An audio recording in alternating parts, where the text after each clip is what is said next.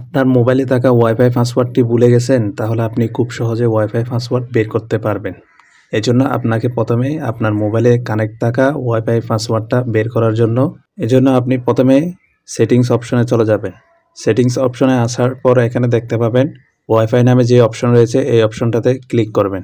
এই অপশনটাতে ক্লিক করার পর আপনার এখানে যে ওয়াইফাইটা কানেক্ট আছে আপনি সেটা দেখতে পাবেন। এরপরে আপনি এখানে পাশে একটা কিউআর কোডের অপশন দেখতে পাচ্ছেন, এই অপশনটাতে ক্লিক করবেন। এরপরে আপনি এটার একটা স্ক্রিনশট নিয়ে নেবেন। স্ক্রিনশট নিয়ে নেওয়ার পর আপনি এখান থেকে যে কোনো একটা ক্রোম ব্রাউজার অথবা গুগল সিলেক্ট করবেন। কোনো অ্যাপ লাগবে না।